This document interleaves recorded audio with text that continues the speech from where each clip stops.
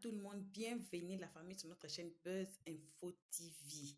Alors, j'aimerais prendre cette initiative tout d'abord, pour célébrer la première place de Léopard. Donc, on a reçu la place de Portugal. Ils sont devenus deuxième, nous sommes devenus premiers. Alors, pour ce match du 17 juin 2026, en tout cas, bravo Léopard. Bravo à la RDC qui est mon pays. Oui, j'appartiens à tous les pays d'Afrique. J'appartiens à tout le monde. Mais j'ai dit bravo, bravo, bravo Léopard en passage. Voilà. Donc, famille, on va vous mettre une vidéo aujourd'hui qui date moins d'une année, qui va répondre à certaines questions qu'on se pose sur la mort de Maman Blanche. Moi, je suis assise ici. Je pose des questions. Pourquoi ils n'ont pas fait l'autopsie? Pourquoi? Même vous, vous êtes là, vous êtes en train de m'attendre. Vous vous posez certaines questions qui ont été déjà un peu répondues. Alors, on va faire ce qu'on dit en anglais, catch up. We're gonna catch up dans la vidéo ici. Vous allez écouter. Peut-être vous avez des questions que vous vous posez. Vous aurez des réponses aujourd'hui dans cette vidéo ici. Alors la famille, appelez le voisin, appelez tout le monde, venez, asseyez-vous, on va suivre, on va écouter le grand frère de Maman Blanche. Mais je me pose la question, ce grand frère-là, aujourd'hui, il est où? Parce qu'il a posé des questions très capitales et puis il nous a assuré concernant l'autopsie, il nous a assuré concernant la corruption entre Marcelo et puis sa famille à lui-même. Mais je me pose la question, le monsieur ici, monsieur Christophe, il est passé par où? Est-ce qu'il est encore vivant? En anglais, on dirait, what happened? Qu'est-ce qui est arrivé à ce monsieur ici? Ma famille, je suis assise par terre. Comme les Ivoiriens disent, je suis assise par terre. À ce moment ici, je suis assise par terre. Je me pose la question, il est passé où? Il est passé où? Ça m'a choqué, ça m'a fait très mal. J'ai dit, what? Alors, famille, on vous salue de notre siège au vôtre. On va mettre le son sur la vidéo. On va suivre cette vidéo tous ensemble, vous et nous. Comme ça, on va tous nous retrouver qu'à la fin. Si vous êtes nouveau, voici déjà la 2e minute. En tout cas, faites-vous massivement abonner. Appuyez sur la note de notification pour ne pas rater nos prochaines vidéos. Et alors, famille, on suit cette vidéo. On se retrouve qu'à la fin. Mais pourquoi n'avez-vous pas fourni l'effort de vérifier ces cadavres? Était-elle réellement Blanche qui dormait? N'était-il pas une silicone à la place de Blanche? Avait-elle tous ses organes en place? Parce que la Turquie est réputée en matière de vente des organes. Mais pourquoi vous n'avez pas fait toute cette procédure-là? Madame, c'est vraiment une question vraiment importante. Je crois que quand on a rapporté les corps de Blanche, tout le monde était sous la douleur et l'émotion. Mais j'ai remarqué une chose aussi. Il y avait des gens qui étaient autour de Marcelo, je dirais les membres de la famille. Je n'ai pas dit qu'ils ont été corrompus d'une manière ou d'une autre, mais ils ont essayé de ne pas permettre à tout le monde de suivre la procédure, c'est-à-dire de faire l'autopsie. Ils se disaient, bon, il est mort, il faut qu'il y ait la paix, ils ont voulu faire la morale. Voilà. Or, en réalité, cette morale n'a profité qu'à Marcelo. Ouais. Parce qu'on aurait dû faire l'autopsie. Oui. Et comprendre la vraie cause de la mort de Blanche. Oui. Et malheureusement, ça n'a pas été fait. Une chose encore, Marcelo était toujours à la morgue. Là, c'est juste une parenthèse que je vais ouvrir. Il y a une personne qui m'a appelé de quelque part. Le monsieur m'a dit, ne cite pas mon nom, mais je vais seulement t'aider avec les indices. Il m'a dit, le jour où on a rapatrié les corps de Blanche, il a remarqué une chose. Marcelo était toujours là à la mort.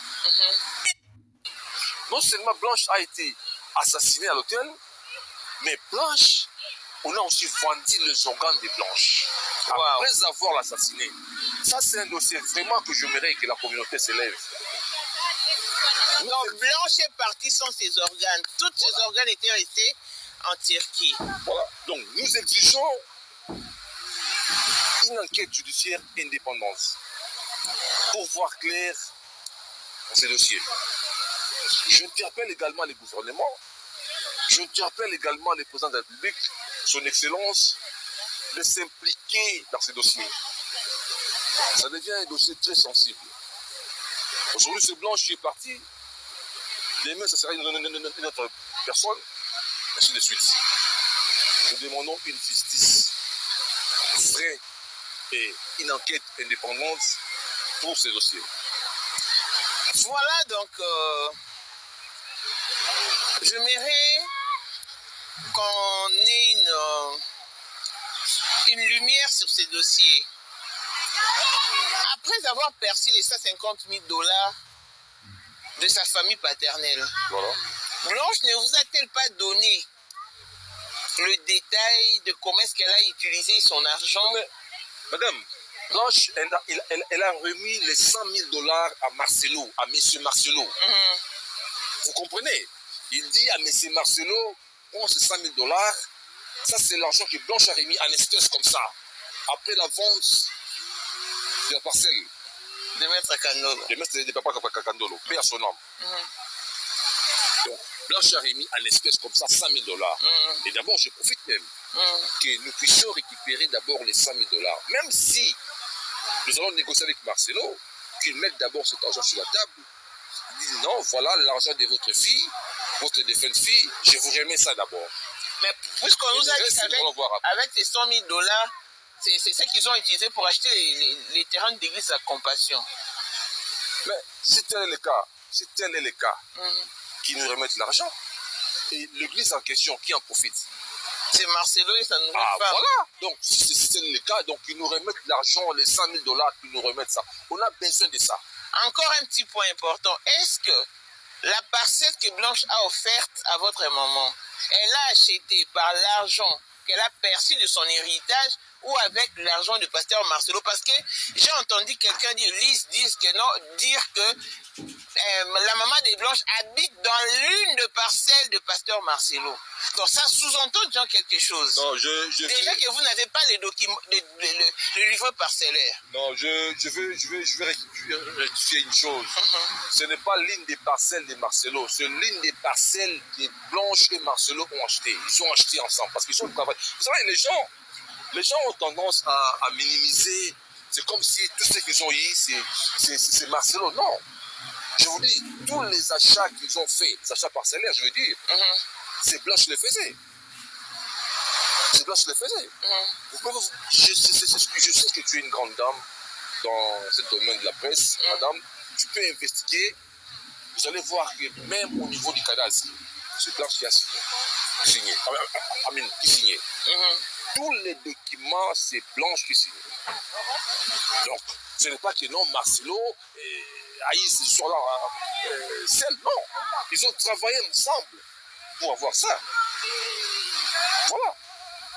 Et vous n'avez pas une crainte du genre qu'une fois que maman sera peut-être plus là, que Marcelo vienne vous déguerpir? Puisque vous ne détenez pas les livrets de logeurs, c'est là où est basée mon inquiétude. D'abord, je crois que ce problème, c'est vraiment très important. Les avocats travaillent sur ça. Je ne vais pas encore commenter trop sur ces problèmes-là. Et nos avocats, ils travaillent sur ça. Voilà. Voilà la famille, on est là avec le grand frère de Blanche. C'est un dossier déchirant. C'est comme nous vous l'avions dit, que la cagnotte a été annoncée depuis avant-hier. Et un petit commentaire de votre part sur la cagnotte pourra aussi faire avancer les choses. Donc, mais moi, je pense que c'est la communauté. Si vous voulez le faire, c'est une façon de soutenir aussi. Hein. C'est vraiment une bonne chose. je ne sais pas trop commenter sur ça, mais au moins je vous dis merci. C'est quoi, c'est ça. Merci. Faisons avancer les choses et pour la pétition. Pour la pétition, les numéros, c'est, je crois, madame, vous allez communiquer les numéros. Oui. Et parce qu'il y a plusieurs pétitions. Et ici en Afrique du Sud, également avec Maman International, il va vous annoncer les numéros où vous allez signer la pétition. Et évidemment, en France aussi, il y a une pétition qui est déjà faite. Et voilà.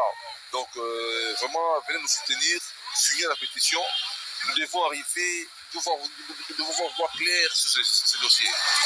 Nous devons vraiment la lumière sur ce dossier. C'est vraiment, vraiment important. Aujourd'hui, c'est Blanche qui est partie. Demain, ça serait une autre personne. Moi, je demande votre contribution, votre vraiment soutien pour qu'il y ait la lumière dans ce problème. Voilà. Blanche est partie. Les démarches sont mises en place dans un problème très sérieux pour qu'à la fin, ça ne résulte à rien. Donc tout ce que nous faisons maintenant, je veux que vous puissiez rassurer l'opinion, c'est pour quelle finalité. C'est pour que le corps de Blanche soit exhumé pour de plus amples analyses avec tous les détails possibles, ou c'est pour faire seulement le boucan sur la toile puis à la fin qu'il n'y ait rien. D'abord c'est la vie d'une personne. Ça, il faut retenir. Une personne qui a travaillé, une personne qui a contribué, une personne qui a parlé, une dame qui a prié pour la République, une dame, par rapport à son comportement, elle a vraiment changé la vie de plusieurs au monde et partout ailleurs. Et nous parlons de cette dame-là, Blanche Odia Kandolo. Alors, nous voulons aussi que les corps de Blanche soient exhumés. Pourquoi? Parce que la mort de Blanche, il y a trop de suspects dans la mort de Blanche. Je le dis avec toute garantie que Blanche a été assassinée en Turquie, dans la chambre de l'hôtel. Ça, je le dis. Et je demande à la communauté de s'élever, de dire justice pour Blanche. Tous les éléments sont là parce que l'année passée, quand je parlais avec Marcelo, voilà, donc quand j'ai posé la question à Marcelo, j'ai dit, mais écoutez, donnez-moi le nom de l'hôtel là où vous avez habité avec Blanche pendant mon séjour en Turquie. Il m'a demandé encore pourquoi. Parce que c'est vraiment important. Moi j'ai dit oui, c'est important. Il a refusé et puis il m'a bloqué. Là, c'était l'année passée. Et depuis là, bon, je me suis dit, mais s'il faut changer les numéros pour les rappeler encore, ça ne sert à rien. Et il a montré comment il est. Donc il a pressenti que vous n'étiez pas sûr de lui, peut-être que ça, vous allez mener des enquêtes. Oui, justement. Mais malgré ça, on a eu quand même à trouver l'hôtel où Blanche a habité avant sa mort. Vous avez trouvé l'hôtel? Oui. Oui. Ah bon, gloire à Dieu, l'hôtel est trouvé. L'équipe qui est là sur place en Turquie, ils ont travaillé sur ça et ils continuent à travailler. J'ai trouvé l'hôtel, c'est déjà une bonne chose. Voilà. Et c'est là où tout va commencer. Tout a déjà commencé. Et on a peut-être le 50% qui prouve déjà de l'enquête, qui prouve que notre Blanche a été tuée, assassinée à l'hôtel. Hey! Il y a un groupe de gens qui sont spécialisés à ça. Vous amenez une personne, on fait tout. Et puis après, bon, on enlève tous les organes. Voilà, c'est comme ça. Donc je demande vraiment à la communauté de s'élever. Même un enfant, même une femme qui va à l'hôpital.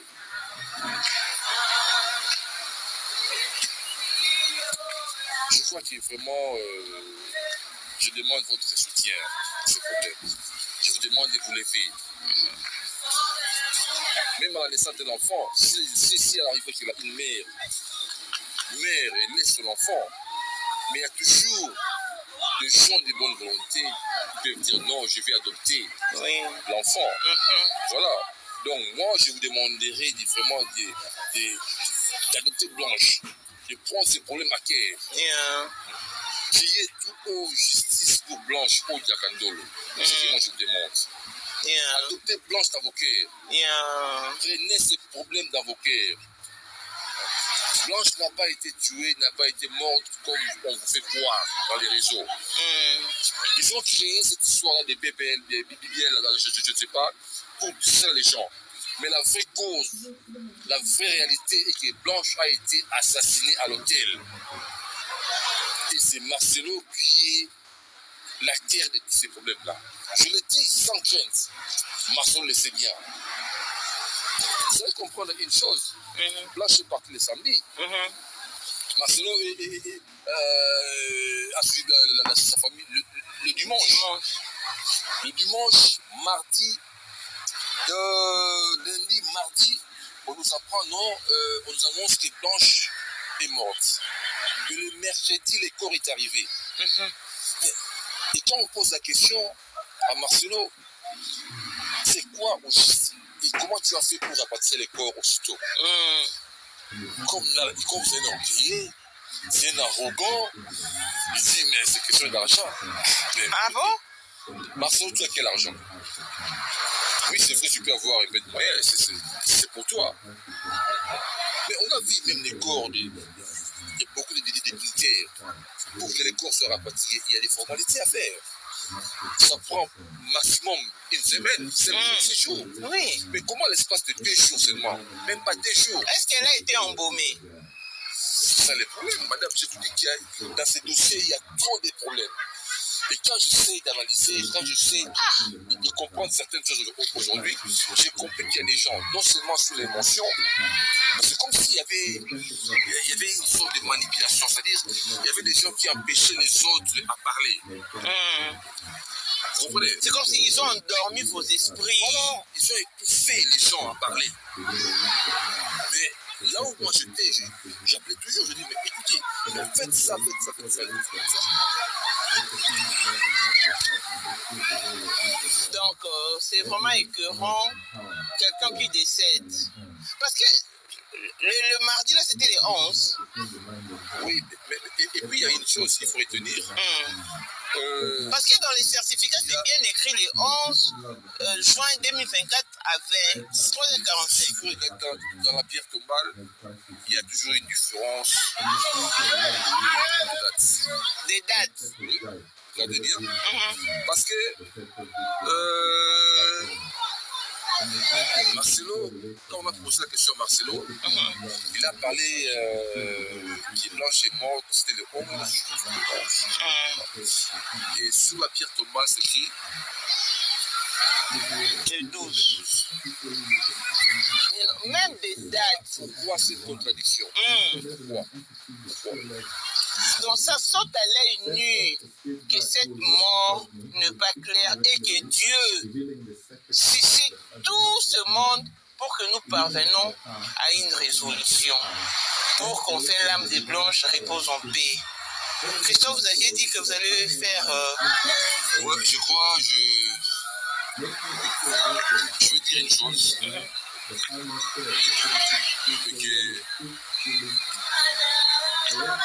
Je veux le dire facilement.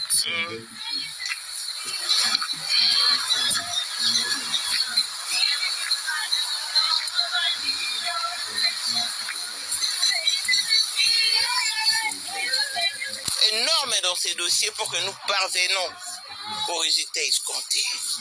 Nous sommes pratiquement arrivés à la fin. Christophe, je ne sais pas si vous avez un mot à rajouter parce que nous devons clore. Oui, tout dernier mot, je demande à toute la communauté de s'élever comme un seul homme, de dire justice pour Blanche, Madame Blanche Odiakandolo.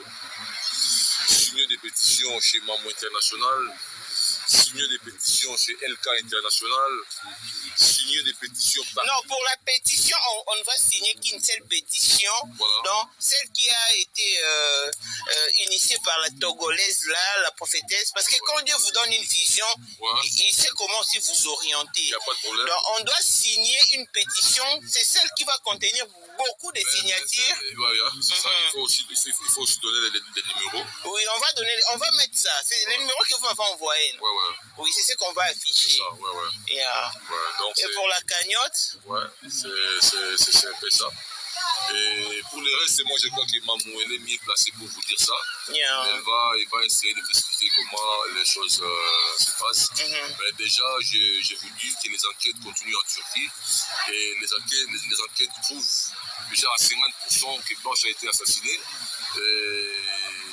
Elle a été enterrée sans ses organes. Voilà. Et on a rapatrié le corps aussi vite pour empêcher qu'il y ait une autopsie. C'est pas tard. On peut toujours exhumer les corps et faire l'autopsie. Donc c'est ça. Nous demandons au gouvernement, c'est-à-dire le président de la République, nous demandons au gouvernement, la Première ministre, de s'impliquer dans ces dossiers. Et je profite encore pour interpeller des personnes, des hommes de Dieu. Le premier, l'évêque Mokuna et pasteur Albert Kankienza.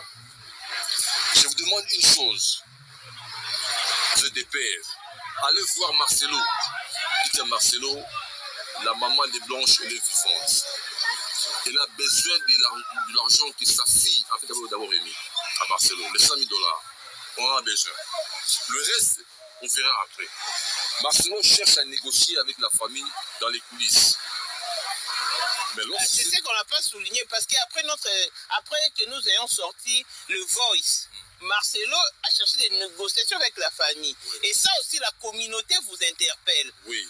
Ne prenez pas cet argent, n'acceptez pas de négociations, ne décevez pas la communauté. Parce que nous voulons avoir clair sur ces dossiers. Si vous décevez la communauté, en tout cas... Déjà, je vous garantis qu'il n'y aura aucune négociation. La justice fera son travail à son temps. Et il y a une chose qu'il faut retenir. Si, à part tout ce qu'il y a, les problèmes de Blanche, les affaires de Blanche, mais d'abord on demande les 100 000 $ que Blanche avait remis en espèces comme ça à Marcelo. Ça c'est un problème. C'est pourquoi j'ai interpellé les pasteurs Albert Kankienza et l'évêque Mokuna de s'impliquer sur ce dossier, d'aller voir M. Marcelo, de parler avec lui. Parce que nous voulons voir clair dans ces problèmes. Dans la mort de Blanche, aujourd'hui, il y a 3 personnes, il y a 3 noms qui sont cités. Je vais encore dire ça à la communauté. Il y a d'abord Marcelo, il y a Daniel, c'est qui un pasteur, Kapepula, chose comme ça. Et puis, il y a une gare qui est au Canada. Ces 3 personnes-là. Parce que lorsqu'on a rapatrié les corps de Blanche, après l'enterrement de Blanche, Marcelo a offert une jupe à M. Kapepula. Ah bon? Voilà, la jupe que Blanche avait achetée. Donc, comme pour dire merci, monsieur a accompli. Monsieur Kapepula, Marcelo lui a offert une jupe. La jupe des Blanches. La jupe des Blanches. Marcelo n'a pas remis la voiture des Blanches à sa famille. Non. Wow. Mais par contre, il a offert cette voiture à son père spirituel. Oui, voilà, soi-disant à son père spirituel. Et il a encore remis une jupe au gars là, les Ezekiel Moulouma. Je crois, oui. Donc c'est un peu ça. J'interpelle la communauté vraiment de parler, de crier tout haut. Je vous remercie, je suis très reconnaissant. Mais ne baissez pas les bras. Je demande votre soutien. J'aimerais que nous corrigeons un truc, parce qu'à votre première sortie médiatique, vous aviez dit que Esther était déjà acquine, elle souffrait de problèmes psychiatriques et tout. Mais je crois qu'il y avait une confusion, parce qu'avant que votre première sortie médiatique était avant que Marcelo ne se marie. Vous avez parlé de la maîtresse de Marcelo, celle qui a eu des disputes avec Blanche. Et vous croyez que Marcelo allait épouser celle-là. Donc, il fallait vraiment élever cet équivoque-là parce que ça plonge beaucoup de gens dans la confusion. Ils disent que non, le frère de Blanche nous a trompés, il nous a menti. Non. Et aussi, ils sont surpris que Marcelo ait épousé une autre. C'est ça le problème. Oui. C'est ça le problème. Il n'a pas épousé sa maîtresse dont il a fait mention dans les Voice avec Moïse Mie. Voilà. Donc, c'est ce que vous devez comprendre. Et c'est le réalisateur qui a mal mis la photo. Donc c'était aussi ça. Donc nous sommes pratiquement arrivés à la fin. Christophe, nous vous remercions et vous souhaitons beaucoup de courage. Tenez bon et ensemble, nous irons très loin. Voilà, bon retour à tous sur notre chaîne Buzz Info TV. Et alors, famille, on a tous suivi, on a très bien écouté que le grand frère de Maman Blanche disait que ils vont faire l'autopsie. Ce n'était pas encore les temps. Tout le monde était embrié dans la deuil et dans l'angoisse. En anglais, on dit pain. Alors, ils n'ont même pas tiré attention. Si vous avez très bien suivi, c'est-à-dire il a dit qu'ils ont fait des recherches. Ils ont pu contacter l'Istanbul, là où Maman Blanche était à l'hôpital, pas à l'hôpital, à l'hôtel, là où elle était logée, à l'hôtel. Et 50% déjà des investigations prouvent que Maman Blanche a été assassinée et non morte par BBL. Si vous n'avez pas bien suivi, allez retourner jusqu'au début de la vidéo. Vous allez écouter ces dires. C'est le grand frère propre de Maman Blanche, Monsieur Christophe, qui confirme qu'à 50%, Marcelo est meurtrière. Et il a cité le nom de 3 pasteurs, le pasteur Marcelo Tounassi en tête, et son père spirituel, et puis l'autre est Capépoula, pasteur, je ne sais pas, Joël ou quelque chose, Capépoula comme ça. Si vous avez bien suivi la vidéo, c'est, je ne sais pas.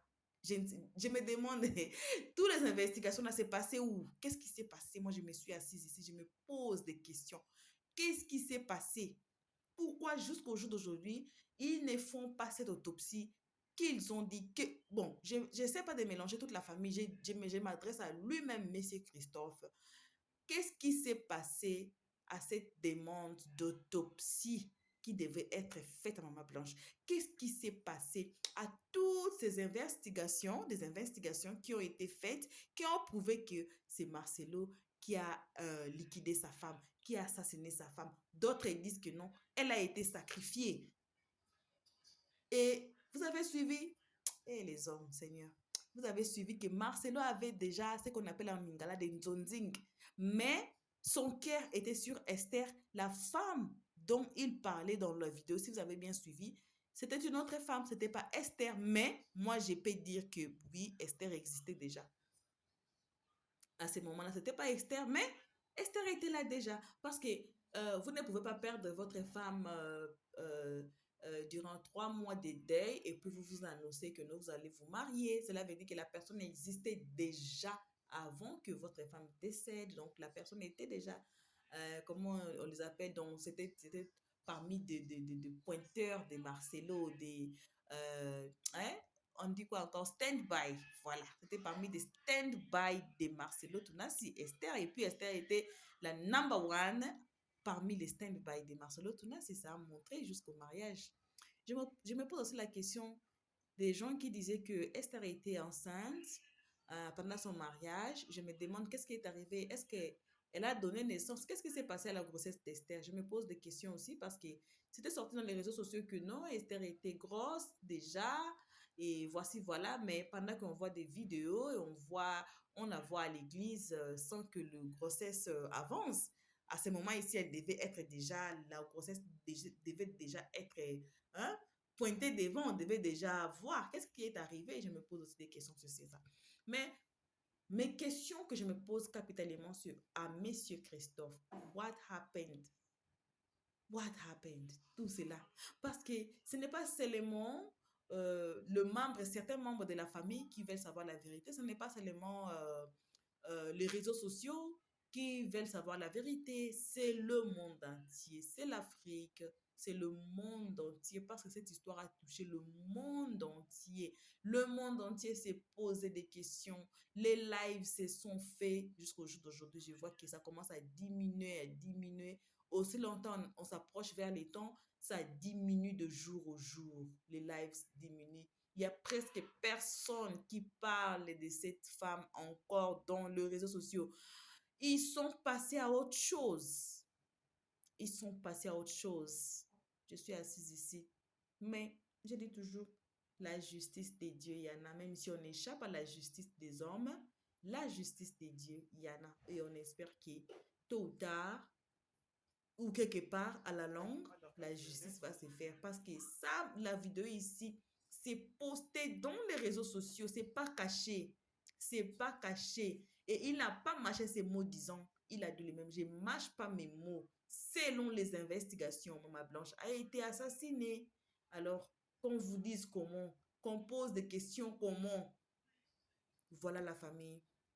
On est arrivé à la fin de notre vidéo aujourd'hui avec un cœur brisé, de l'autre côté de la joie à cause des léopards.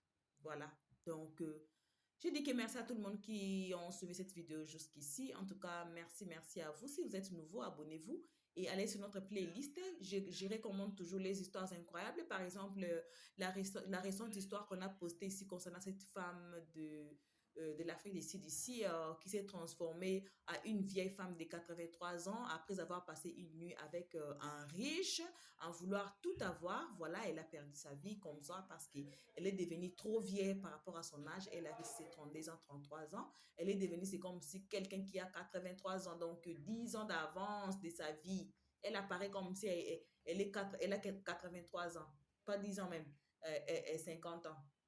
Voilà. Donc, famille, merci à tout le monde qui a suivi cette vidéo ici. Vos gros bisous. Prenez soin de vous. Continuez de prier pour nous quand on nous a donné l'ultimatum le 30 juin. En tout cas, priez pour nous ceux qui sont ici en Afrique du Sud.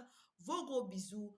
Et je vous embrasse partout là où vous êtes. Prenez soin de vous. On se retrouve à notre prochain épisode. Pour l'instant, on dit bye. Merci d'avoir suivi. Abonnez-vous massivement et surtout, n'oubliez pas de cliquer sur la note de notification.